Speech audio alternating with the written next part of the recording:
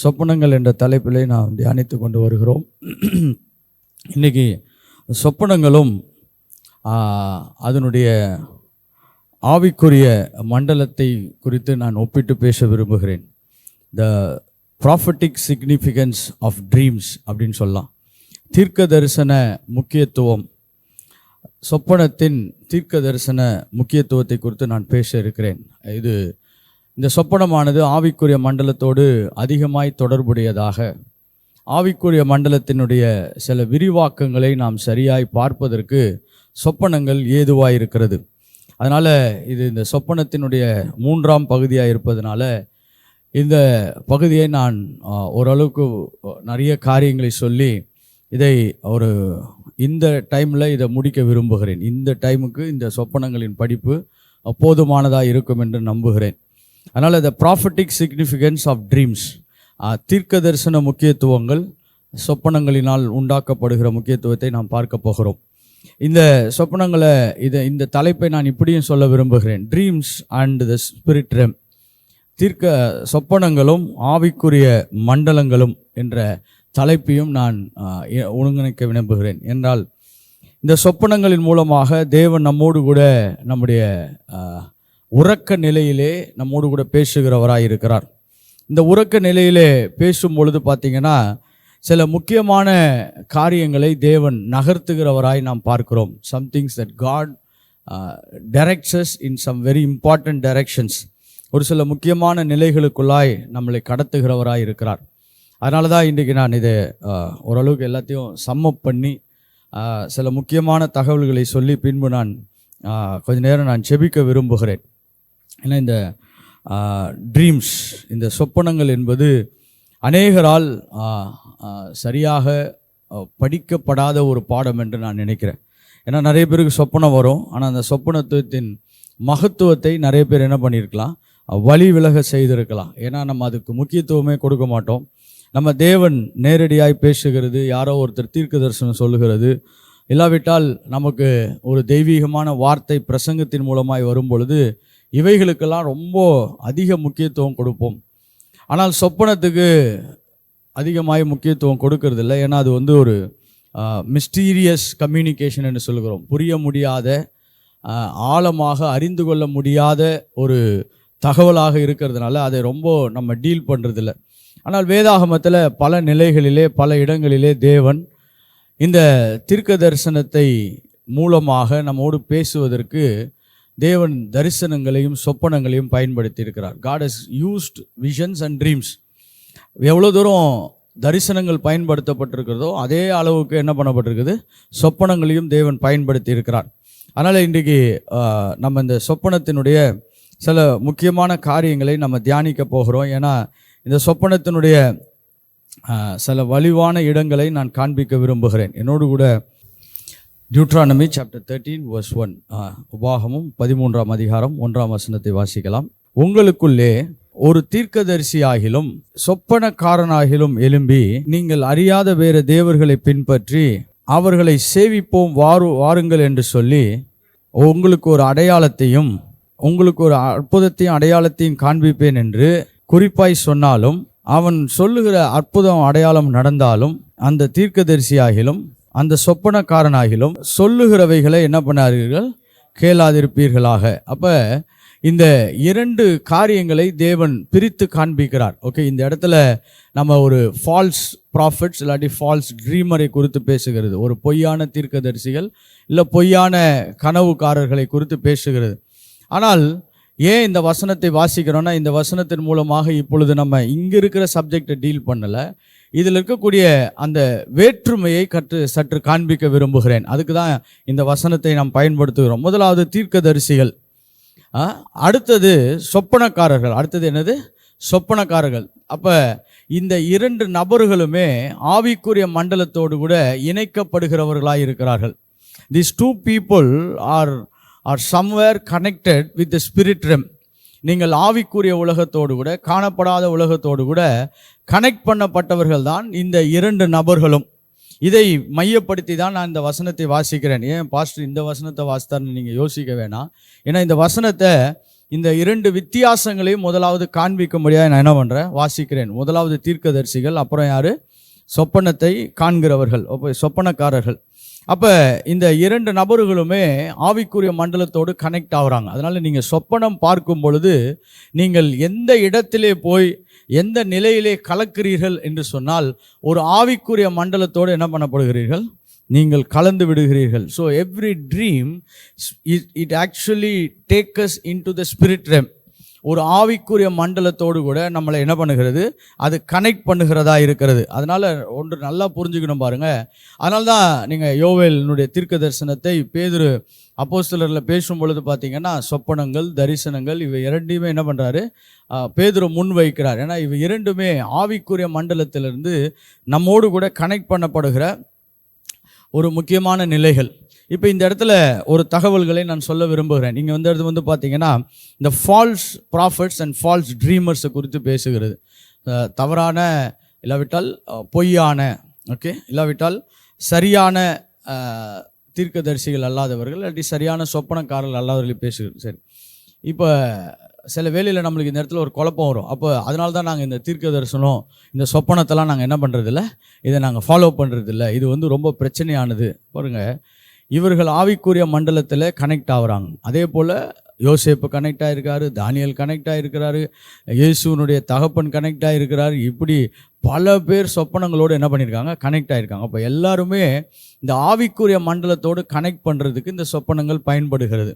இப்போ சொப்பனத்தில் நம்ம வந்து எப்படி பொய்யான சொப்பனம் இல்லாவிட்டால் பொய்யான தீர்க்கதரிசிகள் என்று சொல்லுகிறோம் என்று சொன்னால், அவர்கள் சொல்லுகிற தகவல்களை வைத்து அல்ல.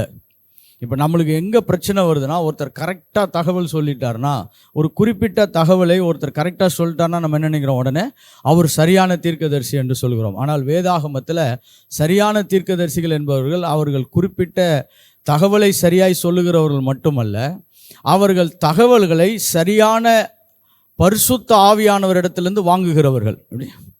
அவங்களுடைய source of information is from the right spirit. அதான் பரிசுத்த ஆவியானவர். அப்போ பொய்யான ஆவிகள், இல்லாவிட்டால் மாயமான ஆவிகள், விழுந்த ஆவிகள், இப்படிப்பட்ட பல ஆவிகளிடத்திலிருந்து என்ன பண்ண முடியும், தகவல்கள் வாங்கப்பட முடியும். அப்போ ஃபால்ஸ் ப்ராஃபிட், ஃபால்ஸ் ட்ரீமர்ஸ் யாருன்னு பார்த்தீங்கன்னா, அவர்கள் சரியான ஆவிகளோடு என்ன பண்ணாதவர்கள், கலக்காதவர்கள். இப்போ அவங்களை எப்படி பாஸ்டர் கண்டுபிடிக்க முடியும் அப்படின்னு பார்த்தீங்கன்னா, அவர்கள் மெய்யான தேவனிடத்தில் வழி நடத்த மாட்டார்கள். அதுக்கு தான் இந்த வசனம் சொல்லப்படுகிறது. அவர்கள் மெய்யான தேவனிடத்தில் என்ன பண்ண மாட்டாங்க, வழி நடத்த மாட்டாங்க. இப்போ வேதாகமத்தின் கோட்பாடுகளுக்கும் வேதாகமத்துக்கும் புறம்பாக அவர்கள் என்ன பண்ணுவாங்க, சில விஷயத்தை கொண்டு போகிறவர்களாய் மாறுவார்கள். அங்கே தான் நம்ம அந்த வேற்றுமையை கண்டுபிடிக்கலாம் ஒழிய, ஒரு துல்லியமான தகவல், ஒரு துல்லியமான காரியங்களை சொல்லுவதனால மட்டும் அவங்களை என்ன பண்ண முடியாது, நம்ம அவர்கள் தேவனுடைய ஆவி உடையவர்கள் என்று சொல்ல முடியாது. அவர்கள் எங்கிருந்து அந்த தகவல்களை பெறுகிறார்கள், எங்கேருந்து அந்த சோர்ஸ் அவங்க டிரைவ் பண்ணுறாங்கன்றது ரொம்ப ரொம்ப அவசியமாக இருக்கிறது. சரி, அது மட்டும் இல்லாதபடி இன்றைக்கு நம்ம பார்க்க போகக்கூடிய தலைப்பு என்னவென்று சொன்னால், இந்த சொப்பனங்களும் ஆவிக்குரிய மண்டலங்களும். சொப்பனங்களும் என்னது, ஆவிக்குரிய மண்டலம். அப்போ சொப்பனம் வந்து என்னென்னா, ஆவிக்குரிய மண்டலத்தோடு என்ன பண்ணுகிறது, கனெக்ட் ஆகுறது. அப்படி என்றால் தேவன் இருக்கிற இடம், தேவ தூதர்கள் அசைவாடுகிற இடம், தேவனுடைய சத்தியங்கள் நிலைத்திருக்கிற இடத்திலோடு கூட கனெக்ட் ஆவது தான் சொப்பனத்தினுடைய மிக முக்கியமான நிலை என்று நான் சொல்ல விரும்புகிறேன். சரி, இன்றைக்கி அந்த ஆவிக்குரிய மண்டலத்தோடு இவர்கள் கனெக்ட் ஆகும் பொழுது பார்த்திங்கன்னா என்னென்னலாம் நடக்க முடியும், இல்லாவிட்டால் எப்படியெல்லாம் அதனுடைய முக்கியத்துவம் அமையும் என்று சொல்லி நான் சற்று உங்களோடு கூட பேச விரும்புகிறேன். இது கொஞ்சம் வித்தியாசமான கிளாஸ். இது வந்து எப்படி சொல்லலான்னா, இது வந்து ஏபிசிடி மாதிரி என்னால் சொல்லிக் கொடுக்க முடியாது என்பது எனக்கு தெரியும். அதனால் இந்த கிளாஸ் வந்து ஒரு சவாலான கிளாஸ்ன்னு சொல்லுவேன். ஏன்னா பாயிண்ட் 1, பாயிண்ட் 2, பாயிண்ட் 3ன்னு எழுதுகிற மாதிரி ஒரு கிளாஸ் கிடையாது. இது வந்து அதனுடைய முக்கியத்துவத்தை பல கோணங்களில் நான் சொல்ல விரும்புகிறேன். அதனால் எல்லாமே என்ன பண்ணலான்னா, முக்கியமான பாயிண்ட்டு நீங்கள் என்ன பண்ணலான்னா, நீங்கள் நோட்ஸ் எடுக்கும் பொழுது அதுக்கு ஸ்டார் மட்டும் போட்டுக்கோங்க, இல்லாவிட்டால் ஒரு புள்ளி வைத்து அதை எழுதிக்கோங்க. 1, 2 போடாதீங்க. ஏன்னா இது வரிசைப்படியோ இல்லாவிட்டால் இது ஸ்ட்ரக்சரலான டீச்சிங் கிடையாது. இது வந்து தகவல்கள் தான். ஏன்னா நீங்கள் சொப்பனங்களும் ஆவிக்குரிய மண்டலத்தோடு கூட அதனுடைய முக்கியத்துவத்தை, தீர்க்க தரிசன முக்கியத்துவத்தை நாம் என்ன பண்ண போகிறோம், பார்க்க போகிறோம். சரி, முதல்ல சில காரியங்களை நான் சொல்ல விரும்புகிறேன். இவைகள் கொஞ்சம் கொஞ்சமாக நம்ம இன்றைக்கி இதை அன்ஃபோல்ட் பண்ணி முடிக்க விரும்புகிறேன். ஏன்னா இந்த சொப்பனங்களும் ஆவிக்குரிய மண்டலமும் என்று சொல்லப்படும் பொழுது, முதலாவது இந்த பூமிக்குரிய மண்டலத்தினுடைய தடைகளை எல்லாம் தாண்டி நாம் கனெக்ட் ஆவதற்கு சொப்பனங்கள் உதவி செய்கிறது. The dreams are a divine source of divine inspiration that they are not limited by the natural realm. இந்த பூமிக்குரிய அளவுகோல்களை எல்லாம் தாண்டி நீங்கள் ஆவிக்குரிய நிலைகளிலே கலக்கக்கூடிய இடத்திற்கு உங்களை கொண்டு போகிறதா இருக்கிறது. எப்படி நான் சிலவற்றை நான் விளக்க விரும்புகிறேன் பாருங்க. ஏன்னா ஒரு சில வேளைகளில் இந்த பூமிக்குரிய நிலைகள் என்று சொல்லப்படும் பொழுது இங்கே இருக்கக்கூடிய சில தகவல்கள், சில சூழ்நிலைகள், சில காரியங்கள்லாம் நமக்கு என்ன பண்ண முடியாது, சரியாக நாம் அடையாளப்படுத்த முடியாது. ஆனால் இந்த சொப்பனத்தின் மூலமாக நாம் பார்க்கக்கூடிய இந்த பூமிக்குரிய நிலைகளை கடந்து ஆவிக்குரிய மண்டலத்தின் நிலைகளுக்குள்ளாய் நாம் என்ன பண்ண போகிறோம், கடந்து போகிறவர்களாய் மாறுகிறோம். அதனால தான் இந்த சொப்பனம் என்பது இது ஒரு பிக்சரல் கம்யூனிகேஷன் என்று சொல்லுகிறோம். இது ஒரு பட ரீதியான தொடர்பு, ஒரு பட ரீதியான தொடர்பு. இப்போ நீங்கள் பாருங்கள், வார்த்தை ரீதியாக தொடர்பு கொள்ளலாம், ஒரு படத்தின் ரீதியாக என்ன பண்ணலாம், நீங்கள் தொடர்பு கொள்ளலாம். அதனால் சொப்பனம் என்பது ஒரு படத்தின் ரீதியாக நாம் அடையாளப்படுத்துவது மட்டுமல்லாதபடி நம்முடைய முக்கியமான விஷயம் என்னென்னா, இந்த நேச்சுரல் லிமிட்டேஷன், இந்த இயற்கை மண்டலங்களின் அளவுகோல்களை தாண்டி நம்மளை என்ன பண்ணுகிறது, இந்த சொப்பனங்கள் கொண்டு செல்லக்கூடியவைகளாக இருக்கிறது. அதனால் தான் in dream there is no limitations. இந்த சொப்பனங்களிலே இந்த பூமிக்குரிய அளவுகளே கிடையாது. சரி, இப்போ நான் எதுக்கு இதை நான் சொல்ல வரேன்னா, இந்த சொப்பனங்களை ஏன் தேவன் பயன்படுத்துகிறார் என்று சொன்னால், இந்த ஐம்புலன்களும் இந்த சிந்தனை மண்டலங்களும் இந்த காக்னிட்டிவ் மேட்ரிக்ஸ் என்று சொல்லுகிறோம். அப்படி என்றால் நம்மளால் எவ்வளோ யோசித்து எவ்வளோ சிந்திக்க முடியுமோ அதெல்லாம் தாண்டி வேலை செய்யக்கூடியதான் இந்த சொப்பனம். அதெல்லாம் என்ன பண்ணுகிறது, தாண்டி வேலை செய்யக்கூடியதான் இந்த சொப்பனம். சரி, இப்போ நீங்கள் ஒரு சொப்பனத்தில், அதனால தான் சொல்கிறோம் பாருங்கள், இதை நீங்கள் ஸ்ட்ரக்சரலாக கொண்டு போக முடியாது. ஆனால் இந்த சொப்பனங்களை நீங்கள் இப்படியாக புரிந்து கொண்டு அப்புறம் எப்படி அதை வியாக்கியானம் பண்ணணும்னு நான் சொல்ல விரும்புகிறேன். அது ரொம்ப முக்கியம். ஏன்னா சொப்பனமும் ஆவிக்குரிய மண்டலத்தையும் நான் விலக்கிவிட்டு அப்புறம் அந்த சொப்பனங்களை எப்படி நம்ம வியாக்கியானத்துக்கு உட்படுத்துகிறோம் என்பதையும் நான் சொல்ல விரும்புகிறேன். சொல்லி இந்த கிளாஸில் நம்ம ஒரு பெரிய தீர்மானமான இடத்துக்கு நம்ம வந்துடுவோம்னு நான் நம்புகிறேன். ஏன்னா இந்த சொப்பனங்களில் பார்த்தீங்கன்னா இந்த இயற்கை அளவுகளை எல்லாம் தாண்டுகிறோம். இப்போ சொப்பனத்தில் கர்த்தர் உங்களை ஒரு பெரிய வீட்டை நீங்கள் போய் வாங்கி அதில் போய் தங்கி இருக்கிற மாதிரி என்ன பண்ணலாம், நீங்கள் ஒரு சொப்பனத்தை பார்க்கலாம். இப்போ நிஜ வாழ்க்கையில் அதை என்ன பண்ண முடியாது, உங்களால் உடனடியாக அதை நீங்கள் செயல்படுத்த முடியாது. நிஜ வாழ்க்கையில் யாராவது ஒருத்தர் எப்பா நீ ஒரு பெரிய வீடு வாங்குவ, நீ பெரிய கார் வாங்குவ, அப்படி இப்படிலாம் சொன்னாங்கன்னா நம்ம அந்த மாதிரி சப்ஜெக்டிவாக அவ்வளோ சீக்கிரமாக என்ன பண்ண மாட்டோம், அதுக்குள்ளே என்ட்ரு ஆக மாட்டோம். எப்பா இப்போ இருக்கிற வேலையை பேசு, நம்ம செய்ய வேண்டிய நிறைய வேலை இருக்குது, இது கூட நம்ம என்ன பண்ணுவோம், பழகுவோம், பேசுவோம், இது பண்ணுவோம். நீ சொல்கிற மாதிரி ஒரு ஒரு ஒரு பெரிய மாற்றத்தெல்லாம் நான் என்ன பண்ண முடியாது, இப்போ எதிர்பார்க்க முடியாது. ஆனால் இந்த ட்ரீமில் பார்த்தீங்கன்னா இந்த இயற்கை மண்டலத்தின் அளவுகளெல்லாம் நம்ம முறிச்சிருவோம். எப்படி சொல்கிறோம் பாருங்கள், நீங்கள் ஒரு பெரிய வீடு வாங்குற மாதிரியும், அந்த வீட்டுக்கு ஒரு பெரிய ஜபக்கூட்டம் வச்சு உங்கள் வீட்டுக்கு முன்னாடி ஒரு கார் நிற்கிற மாதிரி எல்லாம் உங்களால் என்ன பண்ண முடியும், ட்ரீமில் நீங்கள் பார்க்க முடியும். ஏன் கர்த்தர் இந்த மாதிரி சில ட்ரீமில் சில காரியங்களை கொண்டு வராருன்னா, இயல்பாகவே மனிதன் ஒரு ஒரு தடையின் எண்ணங்களை உடையவனாகவே இருக்கிறான். அவன் எப்பயுமே ஒரு லிமிட்டேஷன்ஸ்லேயே இருக்கிறான். அப்படின்னா என்னால் இவ்வளோதான் முடியும், என்னால் இவ்வளோதான் செயல்படுத்த முடியும், நான் இவ்வளோதான் என்னால் ஏறி போக முடியும், இதுக்கு மேலே என்னால் தாண்ட முடியாது என்ற ஒரு மன அளவுகோல்களை என்ன பண்ணுறான், ஒரு பேரியர்ஸ் எப்பயுமே அவனுக்குள்ளே இருந்துக்கிட்டே இருக்குது. அதனால தான் இந்த சொப்பனங்கள் என்ன செய்கிறதுன்னு சொன்னால், இப்படிப்பட்ட இந்த அளவுகளை எல்லாம் மீறி தேவன் நம்மோடு கூட பேசுவதற்கு பயன்படுத்தப்படுகிறதாய் மாறுகிறது. இப்போ ஏன் உங்களுக்கு நான் சொன்ன கருத்தினுடைய விஷயம் புரியும்னு நினைக்கிறேன். ஏன்னா இது கொஞ்சம் ஆழமான செயல்பாடுகள் உள்ள கிளாஸ் இது. அதனால தான் நான் கொஞ்சம் மெதுவாக போகிறேன். எனக்கு ஓரளவுக்கு புரிஞ்சிருச்சு. ஆனால் உங்களுக்கு புரிய வைக்கிறது எனக்கு கொஞ்சம் இப்போ என்னவாகுது, கொஞ்சம் சவாலாக இருக்கலாம். மேபி நீங்கள் புரிஞ்சுக்கிட்டீங்கன்னா கிருபை. ஏன்னா எனக்கு ரொம்ப ஸ்லோவாக தான் இதை என்ன பண்ண முடியுது, டைஜஸ்ட் பண்ண முடியுது. ஏன்னா நம்ம இப்படிப்பட்ட கோணங்களிலலாம் என்ன பண்ணுறதில்ல, நம்ம ஆவிக்குரிய மண்டலத்தை குறித்து பேசினதே கிடையாது, அதை புரிஞ்சுக்கிட்டதும் கிடையாது, அதை சிந்தித்ததும் கிடையாது. நம்ம எப்பயுமே ஆவிக்குரிய மண்டலம்னா ஒரே பிசாசு தான், அவனை அடிக்கணும், அவனை துரத்தணும், அவனை கட்டணும், அவனை எரிக்கணும், அவனை பாதாளத்துக்கு அனுப்பணும். இந்த ஆவிக்குரிய மண்டலத்தோடையே நம்ம ரொம்ப தொடர்புடைய இருக்கிறதுனால இப்படிப்பட்ட இந்த சொப்பன மண்டலங்கள்லாம் நம்ம என்ன பண்ணுறது இல்லை, ரொம்ப யோசிக்கிறதே கிடையாது. ஆனால் தேவன் ஏன் அப்படி செய்கிறார் என்று சொன்னால், அவர் நம்முடைய இந்த பூமிக்குரிய அளவுகோல்களை எல்லாம் மாற்றி அமைத்து நம்மளை ஒரு பிரம்மாண்டமான இடத்துக்கு என்ன பண்ணுகிறார், நம்மளை நகர்த்த விரும்புகிறார். அதனால தான் பாருங்கள், திடீர்னு நீங்கள் ஒரு நல்ல உயரமான மலை, அழகான குளிர்ந்த இடம், அப்படிப்பட்ட ஒரு இடத்துல போய் நீங்கள் இருக்கிற மாதிரியும் தங்கி இருக்கிற மாதிரியும் அங்கே அந்த இயற்கையை நீங்கள் ரசிக்கிற மாதிரியும் நீங்கள் கடந்து போகும்பொழுது பார்த்தீங்கன்னா, நீங்கள் இந்த ஊரை விட்டே என்ன பண்ணியிருக்க மாட்டீங்க, கொஞ்சம் தூரம் போயிருக்கவே மாட்டீங்க. அப்படி ஒரு இடத்துக்கே என்ன பண்ணியிருக்க மாட்டீங்க, நீங்கள் கடந்து போயிருக்க மாட்டீங்க. ஆனால் இந்த கனவு மண்டலத்தில் கர்த்தர் அதெல்லாம் என்ன பண்ணிடுறாரு, அதெல்லாம் கொண்டு போய் உங்களை அந்த இயற்கை மண்டலத்தை என்ன பண்ணுறாரு, அதனுடைய அளவுகோல்களை எல்லாம் மாற்றி அமைத்து அதனுடைய நிலைப்பாடுகளெல்லாம் என்ன பண்ணிடுறார், கர்த்தர் உடைச்சி எறிஞ்சிடுறார். ஏன் இதெல்லாம் செய்கிறார் அப்படின்னு நீங்கள் பார்த்தீங்கன்னா, உங்களுடைய விசுவாசத்தை பலப்படுத்துவதற்கு தேவன் பயன்படுத்துகிற ஒரு அற்புதமான சொப்பன நிகழ்வுகள் என்று நான் சொல்ல விரும்புகிறேன். This faith begins by taking hold of these kind of dreams. நீங்கள் விசுவாசத்திலே பலப்படுவதற்கு இப்படிப்பட்ட இந்த சொப்பனங்கள் உங்களுக்கு பெரிய பெரிய உதவிகளாய் மாறுகிறது.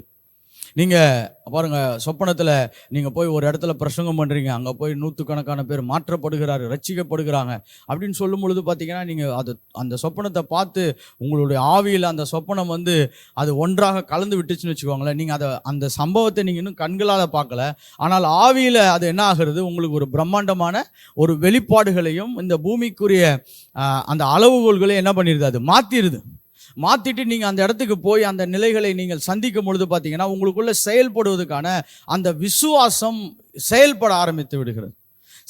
இந்த கனவுகள் எல்லாம் பாருங்கன்னா, இது ஏதோ டைம் பாஸுக்கெல்லாம் கர்த்தர் கொடுக்க மாட்டார். இல்லாவிட்டால் நம்மக்கிட்ட ஏதோ விளையாடுறதுக்காகலாம் கர்த்தர் சொப்பனத்தை கொடுக்கல. உங்களுடைய விசுவாசத்தை பலப்படுத்தி இந்த பூமிக்குரிய மனித அளவுகளை தாண்டும்படியாக இந்த சொப்பனங்களை தேவன் கொடுக்கிறார்.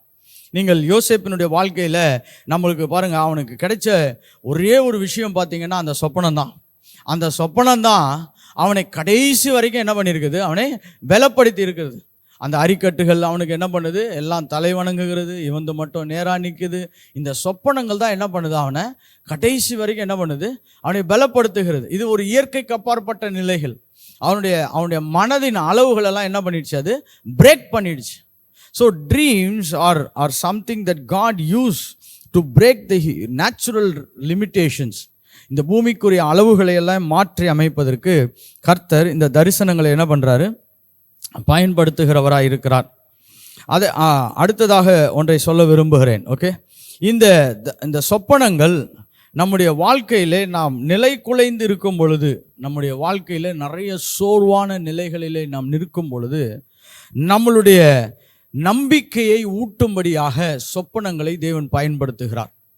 இந்த ட்ரீம்ஸ், இந்த கனவு மண்டலங்கள், இந்த சொப்பன மண்டலங்கள் ஆவிக்குரிய மண்டலத்திலிருந்து ஏன் நமக்கு செயல்படுகிறது என்று சொன்னால், நாம் நம்பிக்கை இழந்திருக்கும் பொழுது, நம்முடைய நம்பிக்கைகள்லாம் ரொம்ப பலவீனமாக இருக்கும் பொழுது, நம்முடைய எதிர்பார்ப்புகள்லாம் ரொம்ப தொய்வாக இருக்கும் பொழுது, கர்த்தர் இந்த சொப்பனங்கள் மூலமாக நம்முடைய நம்பிக்கைகளை என்ன பண்ணுறாரு, அவர் உயிர் ஊட்டி வைக்கிறார். எப்படி சொல்கிறேன் பாருங்க, இப்படியாக ஒரு சரியான ஒரு சொற்றொடர் கிடைச்சது. If you stop dreaming you stop leaving. நீங்கள் எப்பொழுது சொப்பனம் காண்கிறதை நிப்பாட்டுகிறீர்களோ அன்றைக்கு வாழ்வதே என்ன பண்ணிடுறீங்க, நிப்பாட்டுகிறவர்களாய் மாறிடுறீங்க. இந்த சொப்பனம் பார்த்திங்கன்னா நம்மளுக்கு ஒரு பெரிய நம்பிக்கையை கொடுக்கக்கூடியதாக இருக்குது. இப்போ நம்ம நூற்றுக்கணக்கான பேர் ரட்சிக்கப்பட போகிறாங்க அப்படின்றத நம்ம தரிசனத்தில் பார்க்க விட வச்சுக்கோங்களேன்.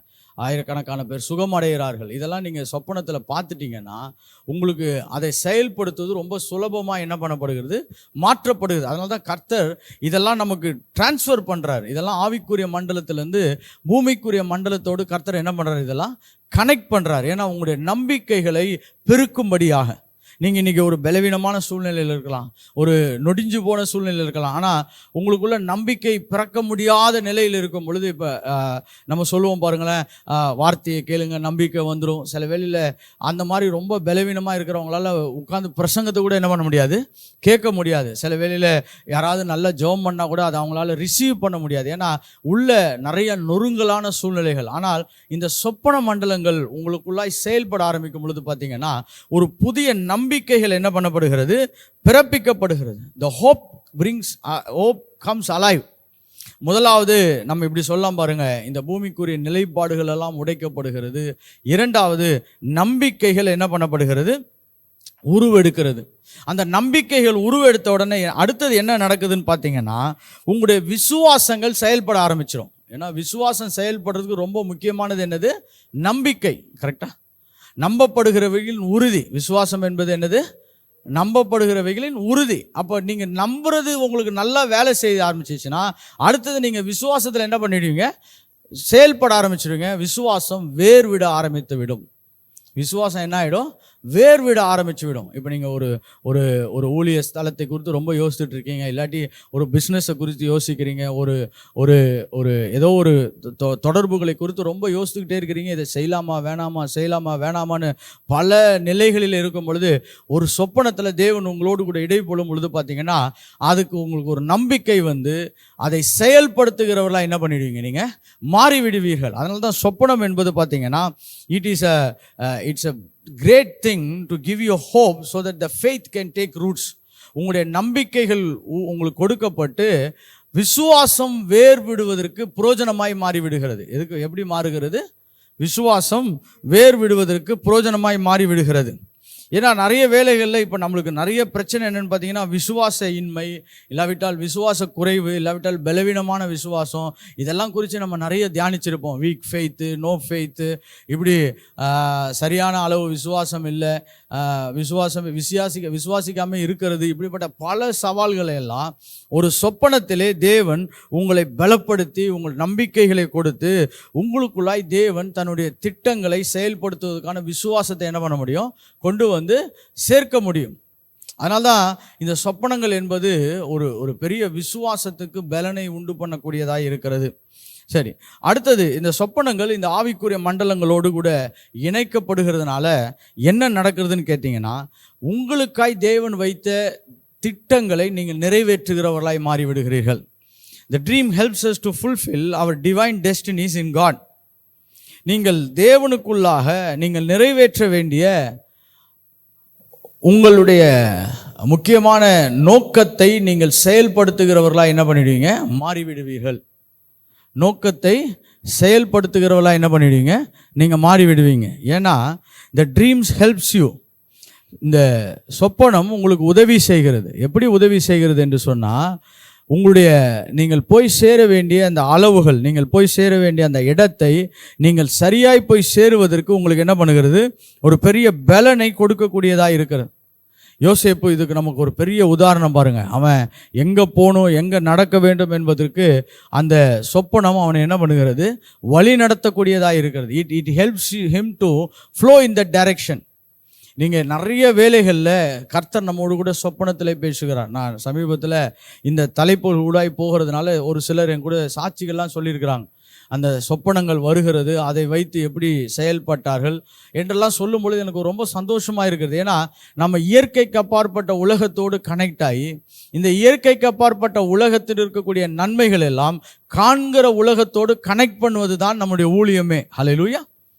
காணப்படாத உலகத்தில் இருக்கக்கூடிய நன்மைகளை எல்லாம் காண்கிற உலகத்துக்கு நாம் கடத்துவது தான் ஊழியம். நிறைய பேர் ஊழியத்தை பல கோணங்களில் விவரிப்பார்கள்.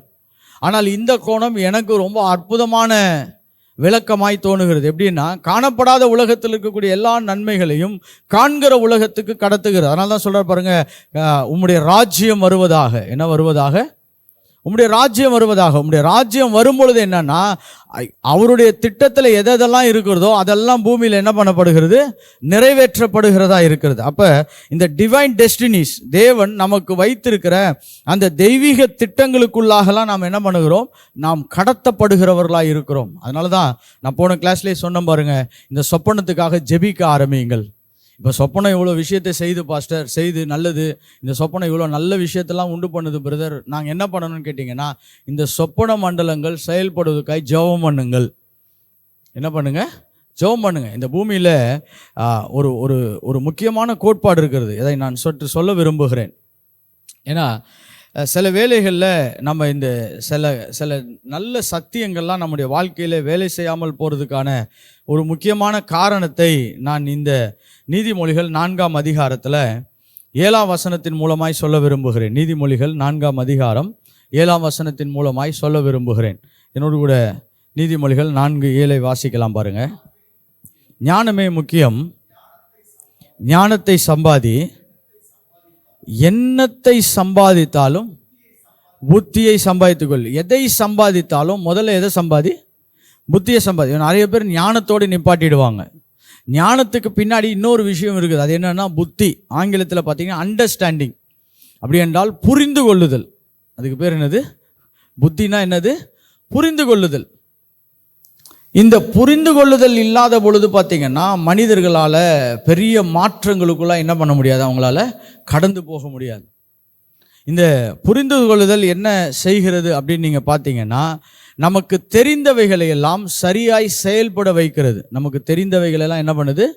சரியா செயல்படுது. இப்போ எனக்கு இது தெரியும், ஆனால் இதை எப்படி செயல்படுத்துறதுன்னு தெரிலன்னா, நம்ம அதை புரிஞ்சுக்கிட்டா கூட அதை நம்மளால் என்ன அது புரிஞ்சிருக்குது, ஆனால் அதை என்னால் என்ன பண்ண முடியல, செயல்படுத்த முடியவில்லை. அதுதான் நம்முடைய வாழ்க்கையில் இருக்க பல பிரச்சனை. இப்போ சொப்பனம் நல்லா வேலை செய்யுது, சொப்பனம் நிறைய பேருக்கு வந்திருக்குது. சொப்பனத்தின் மூலமாய் கர்த்தர் ஆவிக்குரிய மண்டலத்திலேருந்து நம்முடைய இயற்கைக்கு அப்பாற்பட்ட உலகத்தின் தடைகளெல்லாம் மாற்றுறாரு, எல்லாம் நம்ம படிக்கிறோம். ஆனால் அதை எப்படி என்னென்னு புரிஞ்சிக்கலன்னா அதை நம்மளால் என்ன பண்ண முடியாது, நம்மளால் செயல்படுத்த முடியாதவர்களாக இருக்கிறோம். அதனால் இந்த பாடத்திட்டங்கள் எல்லாம் உங்களை செயல்படுத்துவதற்கு ஏதுவான பாடத்திட்டங்கள். அல்லேலூயா. உங்களை புரிந்து கொள்வதற்காக தான் இந்த பாடங்கள் எடுக்கப்படுகிறது. இது நாங்கள் ரொம்ப முக்கியமான பாடம் அப்படின்றத மட்டும் நாங்கள் வலியுறுத்துறதில்ல, புரிந்து கொள்வதற்காக இந்த பாடங்கள் என்ன பண்ணப்படுகிறது, சொல்லித்தரப்படுகிறது. அப்போ நம்ம என்ன நடக்குதுன்னா, நமக்கு தெய்வீக திட்டங்களோடு நம்மளை என்ன பண்ணுகிறது, கொண்டு போய் சேர்க்கக்கூடியதாக இருக்குது. பாருங்கள், யாருக்காவது ஒரு சொப்பனம் வருது, அவங்க போய் ஒரு ஹாஸ்பிட்டலில் ஒரு வியாதியஸ்தரை சந்தித்து அவங்களுக்கு மருந்து கொடுக்குற மாதிரி ஒரு சொப்பனம் வந்துருச்சுன்னு வச்சுக்கோங்களேன். கர்த்தர் அந்த சொப்பனத்தின் மூலமாக அவங்களுடைய திசைகளையே என்ன பண்ணுவார், கைட் பண்ணலாம். மேபி அவங்க ஒரு மெடிக்கல் ஃபீல்டுக்குள்ளே போகும்படியாக என்ன பண்ணப்படுறான், கர்த்தர் அவங்களை கூப்பிட்டு போகலாம். கரெக்டாக இந்த பூமியில் எல்லா விதமான நிலையிலே இருக்கிறவர்களும் தேவனுக்கு தேவை. நல்லா புரிஞ்சுக்கோங்க. ஊழியக்காரர்களும் தேவை, அதே வேளையில் மருத்துவர்கள் தேவை, அதே வேளையில் நல்ல தொழில் முனைவோர் தேவை, அதே வேளையில் நல்ல அரசியலிலே இருக்கக்கூடியவர்களும் கர்த்தருக்கு தேவை. கர்த்தருக்கு எல்லாருமே தேவை. நம்ம சில வேளைகள் என்ன நினைக்கிறோம்னா, இது மட்டும்தான் கர்த்தருக்கு தேவைன்னு நினைக்கிறோம். பாருங்கள், கர்த்தருடைய திட்டம் என்னென்னா, அவருடைய ராஜ்யம் என்பது பரலோகத்தில் இருக்கக்கூடிய எல்லா திட்டங்களையும் பூமியில் செயல்படுத்தக்கூடிய எல்லா நபரும் அவருக்கு தேவை. கரெக்டாக ஒரு நல்ல தொழில் செய்கிறவங்க தேவை, ஒரு நல்ல ஜெபிக்கிறவங்க தேவைன்ற மாதிரி தொழில் செய்கிறவர்களும் என்ன பண்ண வேண்டியதுக்கு பூமியில் அதிகமாய் தேவைப்படுகிறது. அப்போ பூமியில் நம்ம நல்லா புரிஞ்சுக்கணும், ஏதோ ஒரு சில காரியங்களை மட்டும் வைத்து நம்ம என்ன பண்ண முடியாது, காரியங்களை நம்ம செயல்படுத்த முடியாது. தேவனுக்கு எல்லாருமே என்ன பண்ணப்படுகிறார்கள், தேவைப்படுகிறார்கள். அப்போ தேவன் நம்மளை பல திசைகளிலே என்ன பண்ண முடியும், நம்மளை கொண்டு போக முடியும். அடுத்தது, இந்த ஆவிக்குரிய மண்டலத்தோடு கூட இந்த சொப்பனம் நமக்கு எப்படி செயல்படுகிறது என்று சொன்னால், நம்மளை புதிய காரியங்களை உருவாக்குகிறவர்களாய் மாற்றுகிறது. The creative dimension of human beings are being stimulated. Creative dimension of the human beings are stimulated என்று சொல்லுகிறோம். அப்படி என்றால் இந்த புதிய காரியங்களை உருவாக்குகிறவர்கள், இது பாருங்க, கண்டுபிடிப்பாளர்கள் சொல்லலாம், இல்லாவிட்டால் புதிய வழிமுறைகளை ஏற்படுத்துகிறவர்கள், ஒரு புதிய பாதைகளை பூமியிலே வெட்டுகிறவர்கள். ஓகே, இது கிரியேட்டிவ் டைமென்ஷன் என்று சொல்கிறோம். உருவாக்குகிறவர்கள், புதிய திட்டங்களை, புதிய தீர்மானங்களை, புதிய வழிமுறைகளை உண்டாக்குகிறவர்கள். கரெக்டாக இப்போ ரொம்ப சிம்பிளாக ஒன்று சொல்ல விரும்புகிறேன் பாருங்கள். நமக்கு இன்றைக்கி எல்லாருக்குமே ஒயர்லெஸ் யூஸ் பண்ணுறோம். கரெக்டாக ஒரு இடத்துலேருந்து இன்னொரு இடத்துக்கு தகவல் போகிறதுக்கு ஒரு காலத்தில் ஒயர் யூஸ் பண்ணோம். கரெக்டாக ஒரு தொழில்நுட்பத்தின் அடிப்படையில் ஒரு கனெக்டிங் ஒயர்ஸ் யூஸ் பண்ணப்படுது. இப்போ நிறைய எல்லாம் என்னது, ஒயர்லெஸ்குள்ளே போகுது. இது டோட்டலாக ஒரு டிஃப்ரெண்ட் டெக்னாலஜின்னு சொல்கிறோம். இது ஒரு கிரியேட்டிவ் டைமென்ஷன். இப்படி இருந்ததை என்ன பண்ணுறாங்க, இப்படி ஒரு பகுதிக்கு என்ன பண்ணுறாங்க, மாற்றுறாங்க. அதுக்கு முன்னாடி பார்த்திங்கன்னா ஒருத்தரும் தொடர்பு கொள்வதற்கு ஒயர்லாம் அவங்க கண்டுபிடிச்சாங்க பாருங்கள், அதுவும் ஒரு கிரியேட்டிவ் டைமென்ஷன்.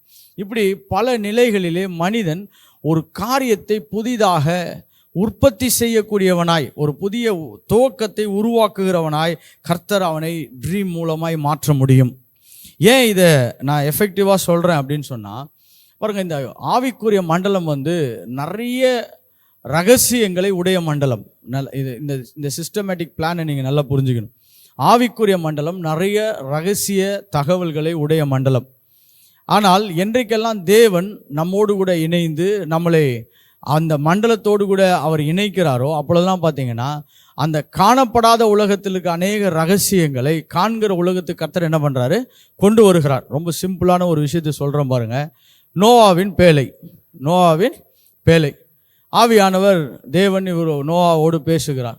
இது வரைக்கும் யாருமே பூமியில் அந்த பேழையை என்ன பண்ணது கிடையாது, கட்டினதே கிடையாது. அது நீங்கள் தண்ணிக்கு தேவைன்னு சொல்லி போட்டு செய்கிறது, கப்பல் செய்கிறது, படகு செய்கிறது இருந்தாலும் பரவாயில்ல, மலையே இது வரைக்கும் யாரும் என்ன பண்ணதில்லை, பார்த்ததில்லை. ஆனால் ஒரு பூமியில் ஒரு தரையில் ஒருத்தர் என்ன பண்ணுறாரு, அந்த கப்பலை செய்கிறார். இப்போ இது யார் சொன்னது, இது எப்படி இவருக்கு தோணினது அப்படின்னா, this is the creative dimension. இந்த சொப்பனங்கள் இதுவரைக்கும் தொடங்காத, இதுவரைக்கும் செயல்படாத, இதுவரைக்கும் நிறைவு பெறாத காரியங்களை கூட நீங்கள் ஆரம்பிக்கும்படியாக உங்கள் ஆவியிலே தேவன் என்ன பண்ணலாம், அதை கொண்டு வந்து சேர்க்கலாம். இப்போ நம்ம ரொம்ப எளிமையாக சொல்கிறோம் பாருங்க, உங்களுடைய ஊழியத்தில் சரியான சவால்கள் இருக்கிறது, இதை எப்படி ஜெயிக்கிறதுன்னு நீங்கள் ரொம்ப ஜெபம் பண்ணிக்கிட்டே இருக்கிறீங்க. சொப்பனத்தில் கர்த்தர் என்ன பண்ணலாம், இப்படி ஒரு புதுசாக ஒரு விஷயத்தை செய்யணும் என்ன பண்ணிக்கலாம், உங்களுக்கு ஐடியா கொடுக்கலாம். The creative dimension. நீ இப்படிப்பட்ட ஆட்களை சந்தி, இல்லை இப்படிப்பட்ட வேலைகளை செய், இப்படிப்பட்ட மனிதர்கள் மூலமாக உனக்கு இந்த காரியங்களை நீ நகர்த்தினால் உனக்கு இப்படிப்பட்ட வாசல்கள்லாம் திறக்கும்னு என்ன பண்ண முடியும். கர்த்தர் அந்த ஆவியின் மண்டலங்களிலிருந்து நம்மளை சொப்பனத்திலே அந்த கிரியேட்டிவ் டைமென்ஷனோட கர்த்தர் கலக்க முடியும். இதை நிறைய பேரால் பூமியில் அனுபவிக்கிறார்கள், ஆனால் அதை அவங்களால என்ன பண்ண முடியாது, சொல்ல முடியாது. இந்த சொப்பனங்கள் பார்த்திங்கன்னா ஒன்றுமில்லாமையிலிருந்து பிறப்பிக்கக்கூடிய ஆற்றலை உற்பத்தி செய்கிறது. ஹல்லேலூயா. ஒன்றுமில்லாமையிலிருந்து பிறப்பிக்கக்கூடிய ஆற்றலை என்ன பண்ணுகிறது, உற்பத்தி செய்கிறது. அதனால தான் இந்த கனவுகள், இந்த சொப்பனங்கள் என்பது நம்மளுக்கு ரொம்ப ரொம்ப அவசியமாக இருக்கிறது, ரொம்ப அவசியமாக இருக்கிறது. சரி, அடுத்தது பார்த்திங்கன்னா இந்த சொப்பனங்கள் மூலமாக ஆவிக்குரிய அபிஷேகத்தின் கடத்துதலை நாம் பெற்றுக்கொள்ள முடியும். ஓகே, இது அடுத்த ஒரு முக்கியமான தகவல். ஓகே, அதனால தான் நான் இன்றைக்கி சொல்கிறேன் பாருங்கள், இந்த சொப்பனங்களும் ஆவிக்குரிய மண்டலங்களும் என்ற தலைப்பில் தான் நம்ம தியானிச்சிட்ருக்கோம். இந்த dreams can by which you can receive a impartation of a supernatural anointing. ஒரு இயற்கைக்கு அப்பாற்பட்ட அபிஷேகத்தை உங்கள் கனவுகள் மூலமாக நீங்கள் கூட என்ன பண்ணலாம், பெற்றுக்கொள்ளலாம். இப்போ அநேகம் பேர் கனவுல நடக்கிறத நிறைய பேர் என்ன சொல்லுவாங்கன்னா, இது ஒரு தகவல், இல்லாவிட்டால் இது ஒரு குறியீட்டின் சொப்பனம். ஓகே, நம்மளே ஏற்கனவே 3 சொப்பனங்களை குறித்து நான் விளக்கி இருக்கிறேன். குறியீட்டின் சொப்பனங்கள், அப்புறம் நம்மளுக்கு செய்தி சொப்பனங்கள், கரெக்டாக. இன்னொன்று ரொம்ப ரியலிஸ்டிக் சொப்பனங்கள், அப்படி என்றால் அது யதார்த்தமான சொப்பனங்கள். ஆனால் இன்றைக்கு அடுத்த ஒரு நிலைகளை நான் விவரிக்க விரும்புகிறேன். இந்த சொப்பனங்கள் மூலமாக ஒரு ஆவிக்குரிய பரிவர்த்தனைகள் உண்டாக்கப்படலாம். அப்படி என்றால் சில ஸ்பிரிச்சுவல் டைமென்ஷன்ஸ், அபிஷேகத்தின் நிலைகள் கடத்தப்படலாம். ஓகே, இதுக்கு பெஸ்ட் உதாரணம் 1 ராஜாக்கள் 3ஆம் அதிகாரம் 5ஆம் வசனத்தை எடுத்துக்கொள்ளலாம். 1 ராஜாக்கள் 3ஆம் அதிகாரம் 5ஆம் வசனம். ஓகே, கிபியோனிலே கர்த்தர் சாலமோனுக்கு ராத்திரியில் சொப்பனத்திலே தரிசனமாகி விரும்புகிறதை கேள் என்று தேவன் என்னிடத்தில் சொன்னார். எங்கே தரிசனமாகிறாரு, சொப்பனத்தில் தான் தேவன் தரிசனமாகிறார். கரெக்டா, கிபியோனிலே. ஓகே, அதற்கு சாலமோன், என் தகப்பனாகிய தாவீது என்னும் உம்முடைய அடியானை உம்மை பற்றி உண்மையும் நீதியும் மன நேர்மையும் உமக்கு முன்பாய் நடந்தபடியே தேவரீர் அவருக்கு பெரிய கிருபை செய்து அந்த பெரிய கிருபையை அவருக்கு காத்து அந்நாளில் இருக்கிறபடியே அவருடைய சிங்காசனத்தில் வீட்டிருக்கிற ஒரு குமாரனை அவருக்கு தந்தீர். இப்பொழுதும் என் தேவனாகிய கர்த்தாவே, தேவரீர் உமது அடியேனை என் தாவீதின் ஸ்தானத்தில் என்ன ஆக்கினீர், ராஜாவாக்கினீரே. நானோ வென்றால் போக்குவரத்து அறியாத சிறு பிள்ளையாக இருக்கிறேன். இப்போ இவர் வந்து தன்னுடைய தகப்பனை பற்றி சொல்லுகிறார், அப்புறம் அவனுடைய சூழ்நிலைகளை பற்றி சொல்கிறாரு. இப்போ 10ஆம் வசனத்தை வாசிக்கலாம் பாருங்க. சாலமோன் இந்த காரியத்தை கேட்டது ஆண்டவருடைய பார்வைக்கு உகந்த விண்ணப்பமாயிருந்தது. சரி பாருங்க, இதை கேட்குறாரு. இதெல்லாம் எங்கே நடக்குதுன்னா இந்த ஹோல் பிக்சரைசேஷனு முகமுகமாக இல்லை, சொப்பனத்தில் என்ன பண்ணுகிறது நடக்குது. நான் ஏற்கனவே சொன்ன பாருங்கள், சொப்பனத்தில் சில வேளையில் நம்மளுக்கு ஒரு படம் போல் சில காரியங்கள் காண்பிக்கப்படலாம். இல்லாவிட்டால் அந்த நிகழ்ச்சி நிரலில் நீங்களும் ஒரு நபராக இருக்கலாம். இங்கே 2 பேர் இருக்கிறாங்க, தேவனாகிய கர்த்தர் இருக்கிறாரு, சாலமோன் இருக்கிறார். 2 பேர் என்ன பண்ணுறாங்க, அவர்கள் ஒருத்தர் என்ன பண்ணுறாங்க பேசுகிறாரு. 13ஆம் வசனத்துக்கு வரலாம். ஓகே. இதுவும் அன்றி நீ கேளாத ஐஸ்வர்யத்தையும் மகிமையும் உனக்கு தந்தேன், உன் நாட்களில் இருக்கிற ராஜாக்களில் ஒருவனும் உனக்கு சரியானவன் என்ன பண்ணுவதில்லை, இருப்பதில்லை. உன் தகப்பனாகிய தாவீது நடந்தது போல நீயும் என் கட்டளைகளையும் என் நியமங்களையும் கைக்கொண்டு என் வழிகளில் நடப்பாயாகில் உன் நாட்களில் நான் என்ன பண்ணுவேன், நீடித்திருக்க பண்ணுவேன். சரி, இந்த இடத்துல என்ன நடக்குது? போதும், சாலமோன் என்னாரு, நித்திரை தெளிந்து. சாலமோன் என்ன ஆகிட்டாரு, தூங்கி எழுந்திச்சிட்டாரு. சரி, இப்போ என்ன நடக்குதுன்னு பார்த்தீங்கன்னா, தேவனை சந்திக்கிறாரு, நிறைய சம்பாஷணை நடக்குது. கர்த்தர் சொல்கிறாரு, நான் இதெல்லாம் உனக்கு கொடுத்துட்டேன்றார். இப்போ இவர் எந்திரிக்கிறார், தூக்கத்துலேருந்து எந்திரிக்கிறார். இப்போ என்ன நடந்திருக்குதுன்னா, யாருக்குமே புரியாத ஒரு விஷயம் இவருக்குள்ள அது நடந்திருக்குது. யாருக்குமே ஒரு புரியாத விஷயம் என்ன பண்ணிடுச்சு, இவருக்குள்ள நடந்திருக்கு. வெறும் தூக்கத்தில் தான் இருக்கிறார். நீங்கள் தூக்கத்தில் கூட இந்த பரிவர்த்தனைகள் நடக்க முடியும் என்பதை சொல்ல விரும்புகிறேன். தூக்கத்தில் கூட என்ன நடக்க முடியும், இந்த பரிவர்த்தனைகள் நடக்க முடியும். நீங்கள் இன் ட்ரீம்ஸ், நீங்கள் தூங்கி கொண்டிருக்கும் பொழுது கூட தேவனாகிய கர்த்தர் உங்களுக்குள்ளாக பரலோகத்தின் சில ஆசீர்வாதங்களை கடத்த முடியும். இதே டைமில் பக்கத்தில் நிறைய பேர் தூங்கி இருக்கலாம், வீட்டில் நிறைய பேர் தூங்கி இருக்கலாம். அவங்களுக்கெல்லாம் இது என்ன பண்ணப்படலை, கடத்தப்படலை. அவனை ஒரு ஐஸ்வர்யவானாக மாற்றினார், ஞானியாக மாற்றினார். எல்லாமே இப்போ எப்படி நடக்குதுன்னா, இவருக்கு எதுவுமே தெரியாமையே என்ன பண்ணுது, அவைகள் நடக்கிறது. ஸோ இம்பார்ட்டேஷன்ஸ், இதை நாம் சொல்ல போகிறோங்க தெய்வீக பரிவர்த்தனை என்று சொல்லுகிறோம். தெய்வீக பரிவர்த்தனை அப்படி என்றால் ஒரு டிரான்சாக்ஷன், ஒரு ஆவிக்குரிய மண்டலத்திலிருந்து ஒரு உறக்க நிலையிலே என்ன பண்ணப்படுகிறது, தேவன் உங்களோடு கூட என்ன பண்ணுகிறார், காரியங்களை கடத்துகிறவராய் மாறுகிறார். காரியங்களை கடத்துகிறவராய் மாறுகிறார். அதனால தான் நம்ம ரொம்ப தெளிவாக நம்ம ஒரு சில காரியங்களை நல்லா புரிஞ்சுக்கணும். பாருங்கள், நீங்கள் ஆவிக்குரிய மண்டலத்தில் சொப்பனங்கள், ஆவிக்குரிய மண்டலத்திலேருந்து சில இயற்கைக்கு அப்பாற்பட்ட காரியங்களை நம்மோடு கூட என்ன பண்ணுகிறது, கொண்டு வந்து சேர்க்கிறதா இருக்கிறது. இதெல்லாம் நம்ம என்ன சொல்லலாம்னா ஸ்பிரிச்சுவல் பிளஸ்ஸிங்னு சொல்லலாம், ஆவிக்குரிய ஆசீர்வாதங்கள். இப்போ வெளியில் உடனே சாலமோனுக்கு அவன் ஒரு பெரிய ஐஸ்வர்யா மாறிட்டான் இல்லை, அவன் ஐஸ்வர்யவானா மாற போகிறான், எல்லாம் நடக்க போகுது. ஆனால் முதல்ல அது ஆவிக்குரிய பரிவர்த்தனைகளாக என்ன பண்ணிடுச்சு, வந்து இறங்கிடுச்சு. ஸோ நீங்கள் நல்ல ட்ரீம் வேர்ல்டில் நீங்கள் கனெக்ட் ஆகும் பொழுது பார்த்தீங்கன்னா, காணப்படாத உலகத்திலிருந்து ஆவிக்குரிய மண்டலத்தின் நன்மைகள் என்ன பண்ணப்படுகிறது, நம்மளுக்கு கடத்தப்படுகிறது. ஆவிக்குரிய நன்மைகள் என்ன பண்ணப்படுகிறது, கடத்தப்படுகிறது. சில வேளை நம்ம சொல்லுவோம், எனக்கு அது பிரச்சனையாக இருக்குது, இது பிரச்சனையாக இருக்குது. சில வேளை தேவன் உங்களை சொப்பனத்தில் சந்திச்சுட்டு எந்திரிச்ச உடனே பார்த்தீங்கன்னா ஒரு பெரிய மாறுதலை என்ன பண்ணியிருப்பீங்க, நீங்கள் சந்திச்சிருப்பீங்க. உங்களுக்குள்ளே இருக்கக்கூடிய அந்த பயங்களெல்லாம் போய் ஒரு நம்பிக்கை பிறந்து, அப்புறம் நீங்கள் பார்த்தீங்கன்னா செய்ய முடியாதவைகளை செய்வதற்கு என்ன உண்டாயிருக்கும், ஒரு பெரிய பலன் உண்டாயிருக்கும். இதை தான் நான் என்ன சொல்ல விரும்புகிறேன்னா, த ஸ்பிரிச்சுவல் பிளஸிங். இதுதான் என்னது, ஒரு ஸ்பிரிச்சுவல் பிளஸிங். சரி, இந்த சொப்பனங்களோடு நாம் ஆவிக்குரிய மண்டலத்தில் கலக்கும் பொழுது இன்னொரு ஒரு பெரிய மாற்றம் நடக்குது. அப்படின்னு சொன்னால், கால அளவுகளை தாண்டி விடுகிறோம். எப்படி கால அளவுகளை நாம் தாண்டி விடுகிறோம். பாருங்கள், நீங்கள் ஒரு சொப்பனத்தில் நீங்கள் சொப்பனத்தோடு நீங்கள் இருக்கிறீங்களா, இந்த சொப்பனம் உங்களுக்கு வருதுன்னு பார்த்தீங்கன்னா, நீங்கள் வயசான மாதிரியும் பார்க்கலாம், இல்லாட்டி நீங்கள் அந்த சொப்பனத்தில் ரொம்ப சின்ன வயசில் இருக்கிற மாதிரியும் பார்க்கலாம், இல்லாட்டி அந்த சொப்பனத்தில் அடுத்த 10 வருஷம் கழித்து என்ன நடக்கிற மாதிரி பார்க்கலாம், இல்லாவிட்டால் 20 வருஷத்துக்கு முன்னாடி என்ன நடந்ததுன்னு பார்க்கலாம். இப்போ இந்த சொப்பனம் என்ன ஆயிடுது, கால அளவுகளை தாண்டி போயிடுது. It breaks the natural timing limitations. ஒரு இயற்கைக்கு அப்பாற்பட்ட உலகத்தினுடைய டைமை பாருங்கள், இன்றைக்கி நம்ம பார்த்துக்கிட்டு இருக்கலாம். இப்போ என்ன இருக்குது, ப்ரெசண்ட். ஆனால் நீங்கள் சொப்பனத்தில் போகும்பொழுது பார்த்தீங்கன்னா, ஒரு 50 வருஷம் பின்னாடி கூட போய் பார்க்கலாம், இல்லாட்டி 50 வருஷம் முன்னாடி போய் பார்க்கலாம், இல்லை இன்றைக்கி நடக்கிறதையும் பார்க்கலாம். அப்படி என்றால் the past, present and future can be compressed in a small format. இதை தேவன் உங்களுக்கு சுருக்கி ஒரே சின்ன அளவுகோல்களை என்ன பண்ண முடியும், உங்களுக்கு அதை தேவன் கொடுக்க முடியும். அதனால தான் சொப்பனம் என்பது பார்த்தீங்கன்னா இது ஒரு ஒரு ஒரு பெரிய பெரிய தாக்கத்தை உண்டு பண்ணக்கூடியது என்று சொல்ல விரும்புகிறேன்.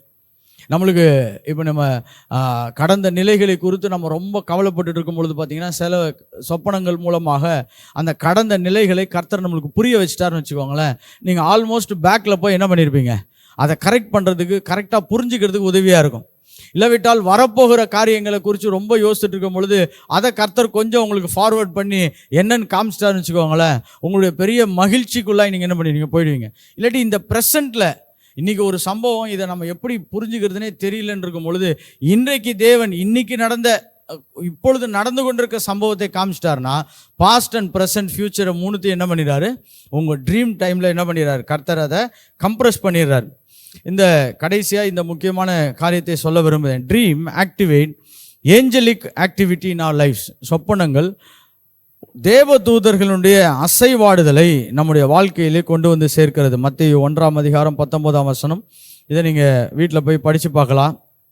ஏன்னா யோசேப்பு இயேசுவினுடைய தகப்பன் இவர் வந்து மரியாளை தள்ளிவிட மனதாக இருக்கும் பொழுது பார்த்தீங்கன்னா சொப்பனத்தில் என்ன நடக்குதுன்னா இந்த ஏஞ்சலிக் ஆக்டிவிட்டிஸ் உண்டாயிருது. தேவதூதர்கள் கடந்து வந்து அவர்கள் செயல்படுகிறவர்களாக என்ன பண்ணிடுறாங்க, அவங்க மாறிடுறாங்க. அப்போ நம்மளுக்கு ஒன்று பார்க்கலாம் பாருங்களேன். இந்த dreams the angels are activated. இந்த சொப்பன நிலைகளிலே தேவதூதர்கள் என்ன பண்ணப்படுகிறார்கள், செயல்பாட்டிற்கு வருகிறார்கள். ஸோ இந்த சொப்பனம் மட்டும் நம்ம பார்க்கறது கிடையாது, தேவதூதர்கள் செயல்படுகிறதையும் நம்ம என்ன பண்ணுறோம், நம்ம பார்க்குறோம். அந்த தேவதூதர்களுடைய செயல்களையும் நம்ம என்ன பண்ணுறோம், அறிந்து கொண்டு அதை புரிந்து கொண்டு அதை செயல்படுத்துகிறவர்களாக என்ன பண்ணிடுறோம், நம்ம மாறிவிடுகிறோம். இப்படிப்பட்ட சில ஆவிக்குரிய மண்டலங்களோடு கூட தொடர்பு கொள்வதற்கு இந்த சொப்பனங்கள் நமக்கு மிக மிக உதவியாக மாறுகிறது. அதனால தான் சொப்பனங்களும் ஆவிக்குரிய மண்டலங்களும் என்ற தலைப்பில் நான் இவைகளை உங்களுக்கு சற்று விவரித்திருக்கிறேன். ஓகே, அடுத்தது என்னென்னா, இந்த சொப்பனங்களை நான் எப்படி சொல்கிறேன்னா, இந்த சொப்பனத்தை நீங்கள் சில சொப்பனங்கள் உங்களுக்கு தகவல்களாய் என்ன பண்ணப்பட்டிருக்கலாம், அது சொல்லப்பட்டிருக்கலாம். தட் மீன்ஸ் நேரடியாக உங்களுக்கு சொல்லப்பட்டிருக்கலாம். சில சொப்பனங்களை நீங்கள் வியாக்கியானம் பண்ண வேண்டியது அவசியமாக இருக்கும். த இன்டர்பிரிட்டேஷன் ஆஃப் ட்ரீம், இதை மட்டும் நான் சற்று உங்களோடு கூட சொல்ல விரும்புகிறேன். ஏன்னா இந்த சொப்பனங்கள்னு வரும்பொழுது பார்த்திங்கன்னா நிறைய வேலைகளில் நமக்கு இருக்கக்கூடிய பெரிய பிரச்சனை என்னன்னு பார்த்தீங்கன்னா அதனுடைய வியாக்கியானங்கள் தான். இந்த வியாக்கியானங்கள் நமக்கு பிரச்சனை ஆகும் பொழுது சொப்பனத்தினுடைய கருத்தை நாம் என்ன பண்ணிடுறோம், நம்ம மிஸ் பண்ணிடுறோம். நிறைய வேலை சொப்பனத்தை கர்த்தர் கொடுக்குறாரு. சில பேர் சொப்பனத்தை மதிக்கிறது இல்லை, சில பேர் சொப்பனத்தை நம்ம ரொம்ப மதிக்கிறோம். ஆனால் அதை சரியாக வியாக்கியானம் பண்ணலைன்னா நமக்கு அந்த சொப்பனத்தினுடைய மகிமையை நம்மளால் என்ன பண்ண முடியாது, அனுபவிக்க முடியாமல் போய்விடும். சரி, இந்த சொப்பனத்தினுடைய வியாக்கியானத்தை குறித்து சற்று மேலோட்டமாக உங்களுக்கு சொல்ல விரும்புகிறேன். இன்டர்பிரிட்டேஷன், இந்த டிரான்ஸ்லேஷன் அண்ட் இன்டர்பிரிட்டேஷன், இது ரெண்டுமே ரொம்ப வித்தியாசமான வார்த்தை. இருக்கிறதை நாம் இன்னொரு மொழியிலே சொல்லப்படும் பொழுது நம்ம என்ன சொல்கிறோன்னா மொழிபெயர்ப்பு என்று சொல்கிறோம். டிரான்ஸ்லேஷன் அப்படின்னு சொன்னீங்கன்னா அது வந்து இப்போ நம்ம இங்கிலீஷில் இருக்கிறத தமிழில் சொல்கிறோம். சரி, தமிழில் இருக்கிறத நம்ம சப்போஸ் தெலுங்கில் சொன்னோன்னா அதுக்கு பேர் என்னது, டிரான்ஸ்லேஷன். ஆனால் வேதாகமும் அதை நமக்கு இங்கு சொல்லவில்லை. வேதாகமும் அதையும் தாண்டி நமக்கு ஒன்றை சொல்லுகிறது. அது என்னவென்று சொன்னால், நீங்கள் சொப்பனத்தை நீங்கள் வியாக்கியானம் பண்ண அழைக்கப்படுகிறீர்கள். சொப்பனத்தை நீங்கள் என்ன பண்ணணும், வியாக்கியானம் பண்ண என்ன பண்ணப்படுகிறீர்கள், அழைக்கப்படுகிறீர்கள். ஏன்னா சொப்பனத்தை நீங்கள் வியாக்கியானம் பண்ணலைன்னா அதனுடைய ஆழமும் அர்த்தமும் நம்மளுக்கு என்ன ஆகிடும், மிஸ் ஆகிடும். நம்ம டிரான்ஸ்லேட் பண்ணுறது பெரிய விஷயம் கிடையாது. நான் இப்போ டிரான்ஸ்லேஷன் பாருங்கள், ஒவ்வொரு வேர்டாக நம்ம என்ன பண்ணிடலாம், ஈஸியாக டிரான்ஸ்லேட் பண்ணிடலாம். ஆனால் வியாக்கியானம் என்பது அதையும் சற்று தாண்டினதாக இருக்கிறது. தானியேல் 1:17 வாசிக்கலாம். தானியேல் 1:17. Daniel chapter. இந்த 4 வாலிபருக்கும் தேவன் சகல காலத்திலும் ஞானத்திலும் அறிவிலும் சாமர்த்தியத்தையும் கொடுத்தார். தானியேல் சகல தரிசனங்களையும் சகல சொப்பனங்களையும் அறிந்து கொள்ள அறிவுள்ளவனா என்ன பண்ணினார், தேவன் அவனை மாற்றினார். நான் ஆங்கிலத்தில் வாசிக்கிறேன். As for these 4 children, God gave them knowledge and skill in all learning and wisdom, and Daniel had understanding in all visions and dreams. தானியலுக்கு இருந்த ஒரு பெரிய விஷயம் என்னென்னா, எல்லா தரிசனங்களையும் சொப்பனங்களையும் அவனால் என்ன பண்ண முடிஞ்சிச்சு? புரிஞ்சு கொள்ள முடிஞ்சிச்சு. அவனால் அதை அறிந்து கொள்ள முடிஞ்சிச்சு. அதுதான் தானியலுக்கு இருந்த மிகப்பெரிய ஆசீர்வாதம் என்று நான் சொல்ல விரும்புகிறேன். நீங்கள் சொப்பனம் பார்க்கறது ரொம்ப நல்லது, ஆனால் அதை புரிஞ்சு கொண்டு அதை நீங்கள் அறிந்து கொள்ளவில்லை என்று சொன்னால் அதனுடைய வலிமை என்ன பண்ணப்படுகிறது? நிச்சயமாய் நம்மளால் அனுபவிக்க முடியாமல் போய்விடும். பாருங்க, தானியலை சகல தரிசனங்களையும் சொப்பனங்களையும் அறியத்தக்க அறிவுள்ளவனாய் மாற்றினார். சரி, இப்பொழுது நான் இந்த இடத்துல சொல்கிறேன் பாருங்க. ஏன்னா எபிரேய வேர்டில் பார்த்தீங்கன்னா இங்கே தானியலுக்கும் அவங்க அந்த 4 பேருக்கும் என்ன செய்திருக்கிறார் அப்படி பார்த்தீங்கன்னா, சகல எழுத்திலும் ஞானத்திலையும் அறிவையும் சாமர்த்தியத்தையும் கொடுத்தார். எதை கொடுத்தாரு? சாமர்த்தியம். நீங்கள் இந்த இன்டர்பிரிட்டேஷன் வந்து பார்த்தீங்கன்னா அது கிஃப்ட் மாதிரி இல்லாமல் அது ஒரு சாமர்த்தியமாய் தேவன் உங்களுக்கு கொடுப்பது. எப்படி? It's a skill. கிரேக்க வார்த்தையில் பார்த்தீங்கன்னா அதுக்கு என்ன சொல்கிறோம்னா சக்கால் என்று சொல்லுகிறோம். SAKAL. ஒரு விஷயத்தை ரொம்ப திறன்பட செய்யக்கூடியது, அதான் சாமர்த்தியம். ஒரு விஷயத்தை என்ன பண்ணுறோம்? ரொம்ப திறன்பட செய்யக்கூடியது. இது என்னென்னா, இந்த ஆவிக்குரிய மண்டலத்தோடு நீங்கள் செயல்படும் பொழுது அதை ரொம்ப திறமையாக துல்லியமாய் செயல்படுத்துவதற்கு அந்த சாமர்த்தியத்தை தேவன் கொடுக்கிறார். ஓகே, அந்த சாமர்த்தியத்தை என்ன பண்ணுறாரு? தேவன் கொடுக்கிறார். இப்போ இது வந்து கிஃப்ட் அப்படின்னு சொன்னால் பார்த்தீங்கன்னா எப்படிப்பட்டதாய் அது இருக்கணும் அப்படின்னா, அது உங்களுக்குள்ளாக அது மெருகேற்றப்பட்டு நீங்கள் செயல்படக்கூடிய சாமர்த்தியமாக இருக்கணும். இந்த டிரான்ஸ்லேஷனுக்கும் இன்டர்பிரிட்டேஷனுக்கும் பெரிய வித்தியாசம் இருக்குது. எப்படி சொல்கிறேன்னா, டிரான்ஸ்லேஷன் என்னென்னா இருக்கிறத அப்படியே சொல்கிறது, ஆனால் இன்டர்பிரிட்டேஷன் என்னென்னா அதுக்கு ஒரு சாமர்த்தியம் தேவை. நீங்கள் அதை புரிந்து கொண்டு அதனுடைய அர்த்தத்தை சொல்லுவது. இப்படி நான் சொல்கிறேன் பாருங்க. நீங்கள் ஒரு சொப்பனத்தை பார்க்குறீங்க, அதே சொப்பனத்தை இன்னொருத்தரும் பார்க்குறாரு, அதே சொப்பனத்தை என்ன பண்ணுறாரு? இன்னொருத்தரும் பார்க்குறாரு. ஆனால் 2 பேருக்கும் அந்த சொப்பனத்திலே வரக்கூடிய அந்த படங்கள் காட்சிகள் எல்லாம் ஒன்று. ஆனால் வியாக்கியானம் என்பது வித்தியாசமாக இருக்கலாம். வியாக்கியானம் என்ன பண்ணிருக்கலாம்? வித்தியாசமாக இருக்கலாம். இப்போ ஒரே சொப்பனத்துக்கு இப்போ ஒருத்தரை நாய் துரத்துற மாதிரி ஒரு சொப்பனம் வருதுன்னு வச்சுக்கோங்களேன். ஓகே, இது வந்து ஒருத்தருக்கு வந்து வேற ஒரு வியாக்கியானமாகவும் இன்னொருத்தருக்கு அது என்ன பண்ணியிருக்கலாம்? வேற ஒரு வியாக்கியானமாக இருக்கலாம். ஒருத்தருக்கு வந்து என்னவா இருக்கலாம்? ஒரு சின்ன எக்ஸாம்பிள் தான். ஒருத்தருக்கு என்னவா இருக்கலாம்னா, உன்னை யாரோ துரத்துறாங்கன்ற மாதிரி இருக்கலாம். ஓகே, இன்னொருத்தருக்கு என்ன சொல்லலாம்னா, நீ இந்த இடத்துல இருக்காத, இந்த இடத்துலேருந்து நீ ஓடி போயிடுன்னு இருக்கலாம். ஓகே, இப்போ இங்கே தான் வந்து நமக்கு ஆவியானவருடைய அந்த முழுமையான ஒத்துழைப்பும் முழுமையான கிருபையும் அந்த சாமர்த்தியமும் தேவைப்படுகிறது. Interpretation is individual. இன்டர்பிரிட்டேஷன் என்னது? அது ஒரு இண்டிவிஜுவலான விஷயம். அது வந்து ஒரு தனிப்பட்ட ரீதியான ஒரு கிருபையாகவே அது வேலை செய்கிறது. அதனால தான் பல தீர்க்கதரிசிகள், பல சொப்பனக்காரர்கள் இருந்தாலும் இந்த இன்டர்பிரிட்டேஷனை மட்டும் தேவன் என்ன பண்ணுறாருன்னா அதை அவர்களுக்கு தனியாகவே தேவன் கொடுக்கிறார். சரி, இப்போ நீங்கள் கேட்கலாம், ஏன் அப்படி கர்த்தர் கொடுக்கணும் அப்படின்னா, அவருடைய ராஜ்யத்தில் ஒரு பிளான் இருக்குது. அது என்னென்னா, சில ரகசியங்களை தேவன் யாருக்கும் சொல்ல விரும்பவில்லை. அதனால் சில ரகசிய கோட்பாடுகளின் மூலமாக சிலரோடு தேவன் பேசி அந்த ரகசிய கோட்பாடுகளை எப்படி உடைக்கிறது, எப்படி புரிஞ்சுக்கிறதுன்னு அவங்களுக்கு மட்டும்தான் அந்த தகவல் சொல்லப்படுகிறது. நீங்கள் பார்த்தீங்கன்னா இந்த கோடிங் சொல்லுவாங்க, அதுக்கு பேர் என்ன சொல்லுவாங்க? கோடு. ஓகே, நீங்கள் இந்த மிலிட்ரியிலலாம் பார்த்தீங்கன்னா சில ரகசிய தகவல்களை அனுப்புவார்கள். அந்த ரகசிய தகவல்களை நம்ம பார்த்தோம், நம்ம படித்தோன்னா அது என்னன்னே புரியாது. இப்படி தான் பரலோகம் என்ன பண்ணுதுன்னா, சில ரகசியமான தகவல்களை பூமியில் என்ன பண்ணுகிறது? கடத்துகிறது. அதை கடத்தும் பொழுது பார்த்தீங்கன்னா அதை எல்லாருமே புரிஞ்சுக்கிறதுக்கு, அறிஞ்சிக்கிறதுக்கு என்ன கிடையாது? வாய்ப்பு கிடையாது. இதை அனுப்புனவர் நம்மளுக்கு வெளிப்படுத்தினாதான் அந்த வியாக்கியானம் நமக்கு உண்டாகிறது. அதனால தான் நீங்கள் பல மணி நேரம் தரிசனத்தையோ சொப்பனத்தையோ பார்த்த பிறகு கூட உங்களுக்கு ஒரு சின்ன வியாக்கியானம் கிடைச்சிச்சுன்னா போதும் பாருங்கள், அதனுடைய முழு அர்த்தமும் புரிஞ்சிடும். இது வந்து ஒரு பரலோகத்தினுடைய திட்டம். இட்ஸ் கால்டு கோடிங் என்று சொல்லுவோம், டிவைன் கோடிங். தேவன் பல காரியங்களை மறைத்து வைத்து இதை வியாக்கியானத்தின் மூலமாக மட்டும்தான் என்ன பண்ணுறார்? தேவன் நமக்கு அதை நமக்கு கொண்டு வந்து சேர்க்கிறவராய் இருக்கிறார். அதனால தான் நாம் என்ன சொல்ல விரும்புகிறோம் அப்படின்னு பார்த்தீங்கன்னா, நீங்கள் சொப்பனங்களை எல்லாம் பல நிலைகளிலே ஆவிக்குரிய மண்டலங்களை கனெக்ட் ஆனாலும் அதை நீங்களாக திறமைப்பட என்ன பண்ண முடியாது, வியாக்கியானம் பண்ண முடியாது. நீங்கள் ஆவியானவரோடு இணைந்து அவர் உங்களுக்கு உதவி செய்தாலே மட்டும்தான் இந்த சொப்பனங்களை உங்களால் என்ன பண்ண முடியும், கட்டவிழ்க்க முடியும். அதனால்தான் சொப்பனக்காரர்கள் என்று சொல்லி ஒரு டீம் இருக்கிறாங்க, தீர்க்கதரிசிகள் என்று ஒரு டீம் இருக்கிறாங்க, பார்வை தீர்க்கதரிசிகள்னு ஒரு டீம் இருக்கிறாங்க, சொப்பனக்காரர்கள்னு என்ன பண்ணுறாங்க ஒரு ட்ரீம் இருக்காங்க. இந்த ட்ரீமர்ஸ் ஆஃப் ட்ரீம்ஸ் இருக்குது பாருங்க. இந்த கனவுகளை காண்கிறவங்களுக்கும் ஒரு கிருபை இருக்குது, வரம் இருக்குது, தயவு இருக்குது. அவங்கக்கிட்ட போனீங்கன்னா அவங்க பல ட்ரீமுக்கு என்ன பண்ணுவாங்க, விளக்கம் சொல்லுவார்கள். பல ட்ரீமுக்கு என்ன பண்ணுவாங்க, விளக்கம் சொல்லுவாங்க. அது எல்லாராலையும் சொல்ல முடியாது.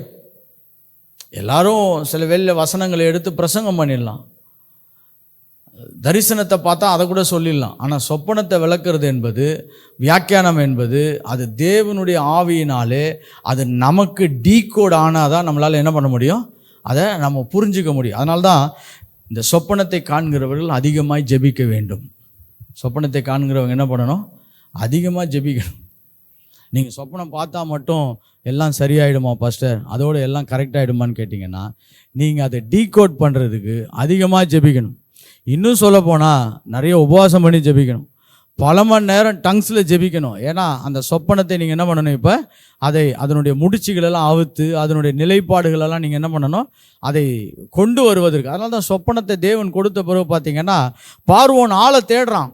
இதை யார் டீகோட் பண்ண முடியும், இதை யார் பிரித்து கொடுக்க முடியும், இதை யாரால் சரியாய் சொல்ல முடியும் என்று என்ன பண்ணுறான் பார்வோன், ஆளை தேடிட்டு இருக்கான். ஏன்னா அவன் கூட இருக்கிற மெஜிஷியன்ஸ் எல்லாம் கூப்பிட்டான், மந்திரவாதிகள் எல்லாரையும் கூப்பிட்றான். யாராலையும் என்ன பண்ண முடியல, அதை சொல்ல முடியல. ஏன்னா சொப்பனத்தை கொடுக்கிறவர் தேவன், அதை வியாக்கியானம் பண்ண உதவி செய்கிறவர் யாரு, தேவன். இதில் நீங்கள் தானியேலை போல நீங்கள் சாமர்த்தியசாலிகளாக என்ன பண்ண வேண்டியிருக்குது, மாற வேண்டியதாக இருக்குது. அதனால தான் இது ஒரு ஆவிக்குரிய முயற்சி, இல்லாவிட்டால் ஆவிக்குரிய பயிற்சின்னு சொல்லலாம். சும்மா சொப்பனம் பார்க்கறதுனாலலாம் உடனே என்ன பண்ண முடியாது, அதை செயல்படுத்த முடியாது. பாருங்கள், ஒரு சின்ன எக்ஸாம்பிள் சொல்கிறேன். ஒரு சொப்பனத்தை பார்க்குறீங்க, ஒரு கண்ணாடி, நீங்கள் முகம் பார்க்குற கண்ணாடி உங்கள் வீட்டில் நீங்கள் பார்த்துக்கிட்டே இருக்கிறீங்க, அது திடீர்னு உடஞ்சிருது. இப்போ இந்த சொப்பனத்துக்கு எப்படி வியாக்கியானம் சொல்ல முடியும், ஏதோ ஒன்று வாழ்க்கையில் உடைய போகுது அப்படின்னு நம்ம சொல்லுவோம். ஆனால் ஒரு உதாரணத்துக்கு தான் நான் இதை சொல்கிறேன் பாருங்களேன். உங்களை ரொம்ப அழகாக காண்பித்த யாரோ ஒரு நபர் உங்களை இப்பொழுது காயப்படுத்த போகிறார்கள். எப்படி, உங்களை இதுவரைக்கும் ரொம்ப அழகாக காமிச்ச நபர் இப்போ உங்களை என்ன பண்ண போகிறாங்க, உங்களை காயப்படுத்த போகிறாங்க. It's a message of big disappointment. உங்களுடைய லைஃப்பில் நீங்கள் ஏதோ ஒரு இடத்துல பெரிதாக என்ன பண்ணப்பட போகிறீங்க, ஏமாற்றப்பட போகிறீர்கள் என்பதை தேவன் என்ன பண்ணுறாரு, இந்த இடத்துல சொல்ல விரும்புகிறார். அப்போ நீங்கள் இதை பார்க்குறீங்க, இதெல்லாம் கரெக்டாக இருக்கிற மாதிரி இருக்குது பாஸ்டர், ஓகே. ஆனால் இதை எப்படி வியாக்கியானம் பண்ண முடியும்னா, இப்போ ஆவியானவர் இதை சொன்னால் தான் உங்களுக்கு என்ன பண்ணும், அது புரியும். இப்படி பல சொப்பனங்களை நீங்கள் பெறுவது மட்டுமல்ல, அதை என்ன பண்ண வேண்டியிருக்குது, வியாக்கியானம் பண்ண வேண்டியதாக இருக்குது. அதனால தான் ஆவிக்குரிய மண்டலத்திலே தேவன் நம்மளை சொப்பனத்தின் மூலமாக இணைக்கும் பொழுது அதோடு எல்லாம் முடிந்து போகவில்லை. அந்த இடத்துலேருந்து தேவன் என்ன பண்ணுறாரு, நம்மளை அடுத்த நிலைகளுக்கு மாற்றுவதற்கு என்ன பண்ணுறாரு, நம்மளை கர்த்தர் கனெக்ட் பண்ண வைக்க விரும்புகிறார். கர்த்தர் என்ன பண்ணுறாரு, கனெக்ட் பண்ண வைக்க விரும்புகிறார். நீங்கள் போய் நிறைய ஜெபிக்கணும். சொப்பனம் வந்த உடனே போயிட்டு நம்ம என்ன பண்ண முடியாது, அதோடு எல்லாம் முடிஞ்சிருச்சு இல்லை. அப்போ தான் எல்லாமே என்ன பண்ணப்படுகிறது, இப்போ தான் தகவல் வந்திருக்கிறது. இப்போ இதை நீங்கள் என்ன பண்ணணும், வியாக்கியானம் பண்ண வேணும். இதை டிரான்ஸ்லேட் பண்ண முடியாது, அது அப்படி சொன்னது இப்படி இல்லை. இதை கர்த்தர் எப்படி சொல்லுகிறார் என்ற பார்வையில் என்ன பண்ணப்பட வேண்டும், அது சொல்லப்பட வேண்டும். பின்பு அந்த பார்வைக்கு ஏற்றபடி அந்த திறமைகளை வளர்த்து கொள்வதற்கு கர்த்தர் நம்மளை அழைக்கிறார். ஹல்லேலூயா. அதனால தான் நல்ல ஜெபிக்கிறவங்க, நல்ல ஆவியானவரோடு நல்ல ட்ராவல் பண்ணுறவங்களெல்லாம் பார்த்தீங்கன்னா, நீங்கள் ஏதாவது ஒரு சொப்பனத்தை பார்த்தீங்கன்னா அதுக்கு என்ன பண்ணிடுவாங்க, அவங்க ரொம்ப ஈஸியாக சில வியாக்கியானங்களை சொல்லிவிடுவாங்க. நான் வாலிபராய் ஊழியம் செய்யும் பொழுது பார்த்தீங்கன்னா இந்த மாதிரி நிறைய சொப்பனங்களை வியாக்கியானம் செய்யக்கூடிய கிருபைகளை நான் பயிற்சி செய்திருக்கிறேன். ஏன்னா சில வேளை நம்மக்கிட்ட கர்த்தர் கொடுத்தா கூட அதை நம்ம என்ன பண்ண மாட்டோம், பயிற்சி செய்ய மாட்டோம். ஆனால் இந்த வாலிப நாட்கள் நிறைய பயிற்சி செய்யும். ஒரு சகோதரி என்கிட்ட சொன்னாங்க, என்னை நோக்கி 2 போட் வருது. அப்போ கர்த்தர் எனக்கு அந்த முதல் போட்டில் ஏற வேணான்னு ஒருத்தர் கை காமிக்கிறாரு. ஆனால் 2வது போட்டில் ஏற சொல்லி என்ன பண்ணுறாரு, அந்த நபர் கை காமிக்கிறாரு. அப்போ இதுக்கு என்ன அர்த்தம்னு கேட்டாங்க. நான் சொன்னேன், ரொம்ப சிம்பிளாக ஒரு அர்த்தம் சொல்கிறேன், நீங்கள் போய் இதுக்காக ஜெபம் பண்ணுங்க. உங்களுக்கு முதல் வர்ற இந்த மேரேஜ் ப்ரொப்போசலை எடுத்துக்காதீங்க, 2வது ப்ரொப்போசலை அக்செப்ட் பண்ணுங்கன்னு. எப்படி நான் சொல்லிவிட்டு நீங்களும் போய் ஜெபம் பண்ணுங்க. நானும் வீட்டில் வந்து ரொம்ப சின்சியராக ஜெபம் பண்ணேன். ஆவியானவரே நீங்கள் சொன்னீங்க, நான் இதை சொல்லிட்டேன். ஆனால் அந்த சிஸ்டர் பார்த்தீங்கன்னா அந்த முதல் வந்த போட்டில் ஏறி போயிட்டாங்க. ஆமாம், நீங்கள் நம்ப மாட்டீங்க, 2 நாள் முன்னாடி இதை எனக்கு கர்த்தர் ஞாபகப்படுத்தினார். நீ இதை சொன்னியே, ஆனால் அவங்க என்ன செய்தாங்க பார்த்தியா அப்படின்னு. ஸோ சில சொப்பனங்களை நம்ம வியாக்கியானம் பண்ணி சொன்னாலும் அதுக்கு நம்ம கீழ்ப்படிய வேண்டியது என்னது, மிக மிக அவசியமாக இருக்கிறது. நம்ம இவ்வளோ தெளிவாக சொல்கிறோம், நீங்கள் இதை செய்யாதீங்க, இதை செய்யுங்க. ஆனால் அவங்க பக்காவாக ஜாலியாக ஏறி அந்த முதல் போட்டில் என்ன பண்ணிட்டாங்க, ட்ராவல் பண்ணிட்டாங்க. அப்போ என்னென்னா தேவன் எங்கேயோ ஒரு இடத்துல என்ன பண்ணுறாரு, உணர்த்துகிறார், இந்த முதல் டைரக்ஷன் வேணாம், 2வது டைரக்ஷன் தேவைப்படுகிறது. இப்போ நம்மளுக்கு இப்படியெல்லாம் சொப்பனத்தை வியாக்கியானம் பண்ணக்கூடிய ஊழியக்காரர்கள், பரிசுத்தவான்கள், கிருபை நிறைந்தவர்கள், திறமைசாலிகள் நமக்கு தேவைப்படுகிறார்கள். நீங்கள் அதெல்லாம் தான் பைபிளில் பார்த்தீங்கன்னா இவங்களெல்லாம் மந்திரி சபையில் ரொம்ப கொண்டு போய் வச்சுக்கிட்டாங்க. ராஜாக்கள் என்ன பண்ணாங்க, இவங்கள பக்கத்தில் வச்சுக்கிட்டாங்க. ஏன்னா இப்படிப்பட்ட காரியங்களை வியாக்கியானம் பண்ணக்கூடியவர்கள் அவசியமாக இருக்கிறார்கள். பாருங்க, வேலை செய்கிறவங்க, சண்டை போடுறவங்கெல்லாம் தேவை, ஆனால் அவங்கெல்லாம் அரண்மனைக்கு வெளியில் இருக்கணும். எப்படி இவங்களெல்லாம் அரண்மனையிலே வச்சுட்டாங்க. ஏன்னா சில முடிவுகளையும் தீர்மானங்களையும் சில திசைகளையும் நிர்ணயிக்கிறவர்களாய் கர்த்தர் இவளை வைத்திருக்கிறார். அதனால் உங்களுடைய சொப்பனங்களையும் ஆவிக்குரிய மண்டலத்திலே தேவன் கொடுக்கக்கூடிய நிகழ்வுகளையும் நீங்கள் எந்த விதத்திலையும் குறைவுபடுத்தி விடாதீர்கள். அதை நீங்கள் வியாக்கியானம் பண்ணுவதற்கு நிறைய உபவாசம் பண்ணுகிறவர்களாய் மாறுங்கள். ஹல்லேலூயா. கர்த்தாவே, எனக்கு இதை புரிய வைங்க, எனக்கு இதை நீங்கள் புரிய வைங்க. எப்படியாவது வசனத்தின் மூலமாகவோ, இல்லை ஏதோ ஒரு பிரசங்கத்தின் மூலமாகவோ, ஏதோ ஒரு புஸ்தகத்தின் மூலமாகவோ, ஏதோ ஒரு நிலைகளிலே என்ன பண்ணுங்க, இதை புரிய வைக்கும்படியாய் எனக்கு உதவி செய்யுங்கன்னு நீங்கள் ஜெபிக்க ஆரம்பிப்பது ரொம்ப ரொம்ப ஞானமான விஷயம். ஹல்லேலூயா. அதனால் சொப்பனத்தினுடைய பரிசுத்த ஆவியானவர் மொழிகளிலே சொப்பனத்தினுடைய அந்த கடைசி பகுதியை கர்த்தர் இம்மட்டும் பேசியிருக்கிறார். அதனால் இதுக்கு மேலே ஏதாவது வந்துச்சுன்னா ஃப்யூச்சரில் நம்ம ஆட் பண்ணிக்கலாம். ஆனால் இப்போதைக்கு இந்த மொழிகளை குறித்து இவ்வளோ படித்தது போதுமானதாக இருக்குது. இன்னும் நிறைய வியாக்கியானத்தை பற்றிலாம் பேசுங்கன்னா மேபி அதெல்லாம் இன்னொரு நாள் என்ன பண்ணலாம், பேசலாம். இது பொதுவானது. ஸோ வியாக்கியானம் என்பது பொது நிலையில் அல்ல, அது ஒரு தனிப்பட்ட நிலையிலே ஆவியானவர் உங்களோடு கூட என்ன பண்ணுகிறாரு, அது செயல்படக்கூடியதாக இருக்கிறது. அதனால் சொப்பனம் ஒரே மாதிரி இருந்தாலும் வியாக்கியானம் என்ன பண்ணலாம், வேறு மாதிரி இருக்கலாம். அதனால தான் நம்ம ஆவியானவரோடு கூட, வார்த்தையோடு கூட, நல்ல பரிசுத்தவான்களோடு, நல்ல ஜெபிக்கிறவர்களோடு, நல்ல ஆவியிலே தேவனோடு கூட சம்பாஷிக்கிறவர்களோடு கலக்க வேண்டியது அவசியமாக இருக்கிறது. தேவன் அப்படி தான் இந்த திட்டத்தை என்ன பண்ணியிருக்காரு, நம்முடைய லைஃப்பில் வச்சிருக்கிறார். அதனால் நாம் தொடர்ந்து இந்த பரிசுத்த ஆவியானவருடைய மொழிகளிலே தேவனுடைய சத்தத்தை, தேவ திட்டத்தை, தேவனுடைய தீர்மானங்களை சொப்பனங்கள் ஊடாக கேட்க கர்த்தர் உதவி செய்வாராக. ஆமென். God bless you.